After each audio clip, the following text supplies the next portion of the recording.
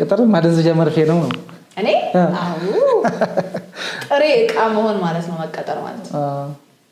የአንድን ካምፓኒ ለማሳደግ ፈርመክ ከ2 ሰዓት እስከ 11 ሰዓት ምሳ ሰዓት ተመድቦልህ መግቢያ መውጫ ተመድቦልህ ዘመናዊ ባርነት አለባችሁ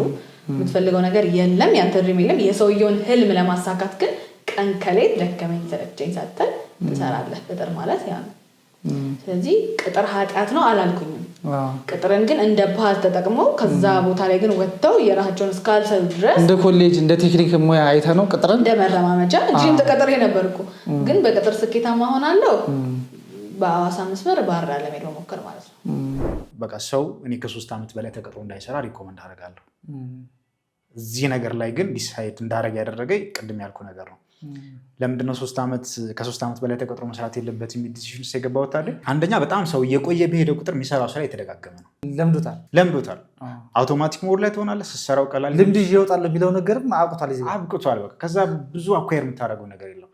የሆነ ፖዚሽን ይሰጥሃል እዛ ጋር የሆነ መፈረም አፕሩቭ ማድረግ ምናምን ነው የሚሆነው እሱ ደግሞ ያን ያክል እውቀት የሚፈልግ ነገር ማለት ነው ታውቀዋለህ ኤስኦፒ ያለው ፕሮሰሱን ታውቀዋለህ ምን ሲመጣ ምን ማለት እንዳለበት ታውቀዋለህ የመጀመሪያው 3 አመት ላይ ግን ብዙ ነገሮችን ፊገር አውት የምታደርግበት ነው እሺ በደንብ ላብራራው የመጀመሪያ አመት ላይ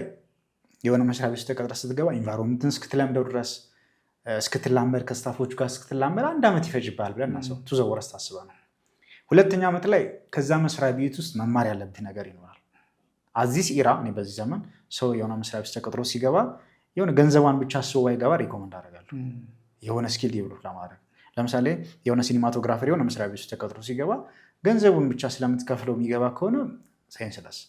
ከዛ ሲሰራ ኤክስፒሪየንስ ያደረገው አንተ እንዴት ታሰራለህ እንዴት ከስተመር ታገኛለህ ኤቭሪቲንግ ማወቅ መቻል አለበት ስለዚህ ስኪሉን ዴቨሎፕ ለማድረግ ኤኒ ሪሶርስ ካለ መውሰድ ያለበትን መማር ያለበትን ነገር መውሰድ ሶስተኛ አመት ላይ ግን ለመውጣት ማኮብኮብ አለበት ምንድነው መውጣት ያለብኝ ለመውጣት ፊገር አውት ማድረግ አለብን ኔትወርኩ መዘርጋት እንዴት ነው ቢዝነሱ ላውንች ማድረግ የሚፈልገው ነገር እንዴት ነው ማድረግ ያለብኝ የሚለው ነገር ፊገር አውት ማድረግ ከ3 አመት በላይ የቆየ በሄደ ቁጥር እቁብ ይገባል እዛው መስሪያ ቤት ውስጥ እድር ይገባል ከቻለ ደግሞ እዛው የሆነ ሰው ያገባል በዛው ኮምፎርቴብል ምናምን ሆኖ ነው የሚቀረውና ህይወት ተቀጥላል በዛው ይቀጥላል ኮምፎርቴብል ነው ምክንያቱም በጣም ብዙ ሪስፖንሲቢሊቲዎች እየተጫኑበት ይመጣል ስለዚህ እኔ በጣም ሪኮመንድ ማድረገው 3 አመት ለሁሉም ይሰራል ማለት አይደለም ሪኮመንድ ማለት ሊለያይ ይችላል ኦኬዥኑ ማተር ያደርጋል ብዙ ነገሮች አሉ ግን በደንብ ፓሽኔትድ የሆነ ሰው ኢንዲፔንደንት መሆን ይፈልግ ሰው የራሱን ነገር ላውንች ማድረግ የሚፈልግ ሰው ግን 3 አመት በቂ ነው እያስባለሁ ስፔሻሊ ስኪል አኳየር ማድረግ ከሆነ አሁን ለምሳሌ አንድ 10 አመት ተቀጥሮ እየሰራ ያለ ሰውዬ ምናልባት እኮ ሲቀጠር ያለው እኮ 1-2 አመት መታመት አላርግና ገንዘቤን ይዤ የራሴን ይዤ እወጣለሁ እኮ ሊሆን ይችላል አገባቡ ሳያስበው 10 አመት ደፈነ ከዛ ይለምደዋል ኢንቫይሮንመንቱ ኖርማል ያደርገዋል አብሮ ይሳሳቃል በቃ ላይፍ እንደዚህ ነው ምናምን ብሎ ዴፊኒሽኑን ይቀየራል የላይፍ ዴፊኒሽን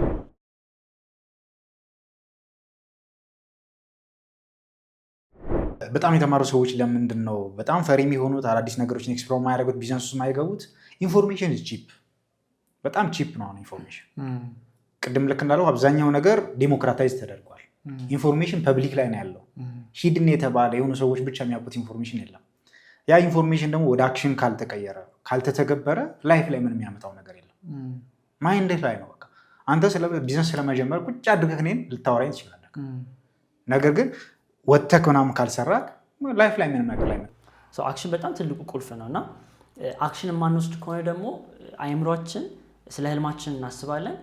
ሪሊዝ ያደርጋል ዶፓሚን ደስተኛ እንሆናለን እንደሚሳካ እናስባለን እንደሚሆን እንደሚቻል እናስባለን እርግጠኛ ሊሆን ይችላል በቃ ኢሉዥን ውስጥ ገባለን አይዲያው አሁን ምንድነው ማስታረቅ ያለብን ነገር የምታውቀውን ነገር ቶሎ መተግበር አለብህ ዘን አንድ ነገር ካወቅ በኋላ እሱን ተግብረው ወደ ሌላ ነገር መሄድ መቻል ነው እና ተግባር ከሌለው ኦፍ ኮርስ ምንም ለውጥ አታመጣበትም አይዲያው የሚተገብሩ ተግብሮ ያልተለወጠ ሰው ልታሳየኝ አትችልም